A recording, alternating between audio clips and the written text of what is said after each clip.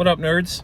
So, Cricky and I came to our favorite place in the world to have dates, Crazy Ray's, which is now called LKQ Pick Your Part. So, I found some parts online I really wanted to get out of a late 90s Dodge Ram van. So, I went to go pull them, and unfortunately, I wasn't paying very good attention, and I almost dropped this van on myself. Now, luckily, my little short breaker bar, my 3/4 inch socket, caught the van. And Cricky took some pictures for me because I got really frustrated, forgot to.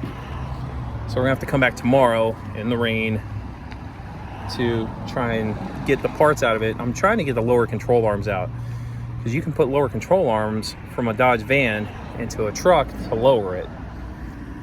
And I don't want to buy new ones because they're like $100 each, and they're like $27 from Crazy Ray's. So that's what I'm up to. We drove an hour here, wasted some time. We're gonna drive an hour back home and then drive an hour here again tomorrow. Double date. Double date. So anyway, that's what we're up to. So we came back, and LKQ did not move the van at all. And this is a 1500. I thought I only needed control arms off of 1500. And here is what happened. So they had these vans propped up mostly by the strut rod, and I thought that if I back these bolts out slowly, it would drop on the strut rod and onto the frame rail. But instead, it just trapped my breaker bar and my 3/4 inch socket in there, and instead it's gonna live the rest of its days there until they part the van out. So I, sat here, thought for a minute, walked around, looked at some other vans, because I thought on Rock Auto I saw that it was one part number for a 1/2 ton and then a different part number for 3/4 and then a 1 ton. So I phoned a friend called Adam, aka Vigo. He told me 1 ton van control arms are exactly the same. All right, so third try. I just used a torque converter as a hammer with my pickle fork to separate this ball joint. To get this out, I left the shock bolted up to keep it from swinging violently, and I'm about to undo the top bolt of the shock, and I think as soon as I do, oh man, I can't get all this in here. I think as soon as I do, as I undo the top bolt, this thing's going to swing out violently. So it's been a minute, but I removed the ball joint. I did remove the shock to let the control arm dangle. I have a 1 1/8 of an inch chrome socket because, I like to party. And then an adjustable crescent wrench because these are expensive. So, see if I can get this loosened without dropping it on me.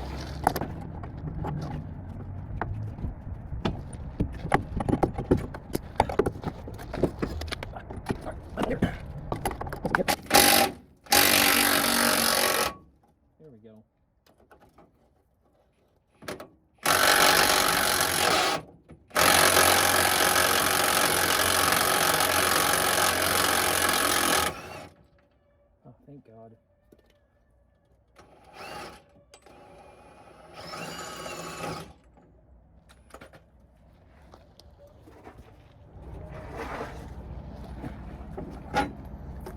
And now, got my control arm. So, third time's a charm. Third time I went to the junkyard. This is a different junkyard. This is one up in Mount Airy, Maryland. But it's kind of on the way home from work, so I stop by here sometimes if I need stuff. So I finally got the control arm off of this Ram 250 van, which they have the same control arms from like 81 all the way up to like the late 90s. The 1500s, and then the light duty 250s, 350s, or the later 2500, 3500 vans are all the same. So just got the passenger control arm off. I'm going to take a break, and then I'm going to get the driver's side off. Basically, the process is you remove the strut rod bolts, which are 2 19 millimeters. Then you remove the ball joint, which is a 24, but I just used a crescent wrench and smacked it with a torque converter because that's all I had. and then you have to remove the shock. You know, you should probably remove the top bolts first. You really got to get in there with like a if the shocks are old, you got to stop them from spinning. So I got in there with a set of vice grips and just clamped down on it. It's got two 15mm bolts on the top that, you know, one to torque it down and then one to prevent it from backing out. Yeah, and then you got to separate the ball joint. And then it got hung up. The control arm kind of got hung up on the brake disc. So what I did from there is I just put my pickle fork in there and just kind of pulled on it. Amazingly, there's not a lot of tension on these springs, even though they're like 800-pound springs, because they sit pretty far inward on the control arm. So yeah, once you do that, it'll drop free, and then you either need a very odd-sized metric socket or a 1 1/8 of an inch socket. So I stopped by Advance and grabbed one. It was like $10, which is upsetting because I bought a whole set of, you know, metric impact sockets for like $25 from Harbor Freight. But, you know, what can you do? Grab that, used a Crescent wrench on the nut, and just wrapped it out. You saw it came right out. I got my control arm, so I'm gonna be able to lower the truck 2 inches on the front without altering the ride quality of it. Although I'm probably gonna cut the springs too. So yeah, that's what I did today. You know, I tried doing some of this over the weekend. I did not know at first that you could use 2500 or 250 control arms. I thought they had to be 1500 or 150 vans. By the way, this fucking van is rad.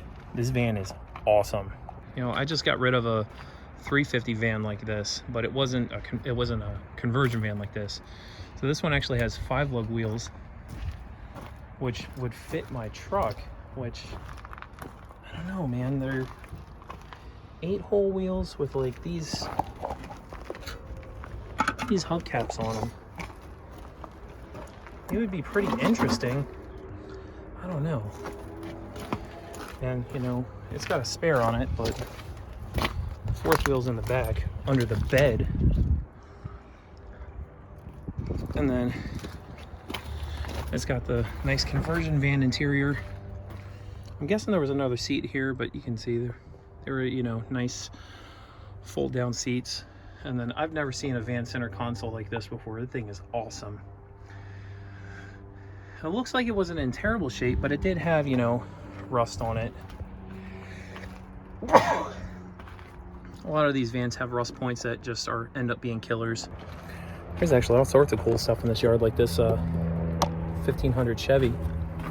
But, you know, unfortunately, it's from Maryland and it's probably been used and abused its whole life, so it's got a lot of rust issues as well. So I was gonna stay here and hit up this other side and pull this other control arm off today, but my tummy hurts really bad. So I'm just gonna come back tomorrow refreshed, ready to beat this up, and I'll bring a hammer with me so I don't have to use a torque converter as a hammer again, and just be more prepared. Now that I know how to do one side, I know how to do the other very well. As I say, hour a day, keep the jack stands away, but you really also need to spend an hour a day doing research if you want to get your car off some jack stands, because good Lord, I did not do that. And if I'd done some more research, I could have saved myself a lot of time. Also, NYG update. I got the title from Maryland. I lost the title for that car years ago, and I was like, oh yeah, no big deal, I'll just go to MVA and get it. And then I moved to Pennsylvania, and I was like, oh well, I can just, you know, drop into the MVA at any point, they'll just print me out one. And then Maryland stopped printing them out in person. I was like, oh well, I'll just, you know, drop in and order one, have them mail it to my house.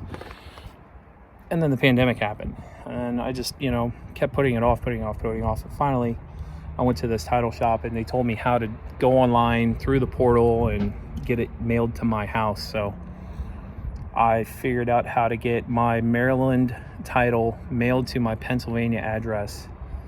So I have it coming. So I'm very excited about that. So I'm now re-motivated to work on the NYG again. I'm gonna have my buddy tune a computer for me. I'm still not sure what engine setup I'm gonna go with. I'm probably just gonna put the stock one I have in it because I just want to drive the car at this point. But yeah, you know, an hour a day, keep the jack stands away, An hour a day of research will help you get off the jack stands faster. Thanks. Oh, by the way, I keep forgetting to put this in here, but like and subscribe. Telling people to do that, reminding them to do it, really helps. I just hate asking because it's kind of cringe, but you know, do it if you care. Thanks.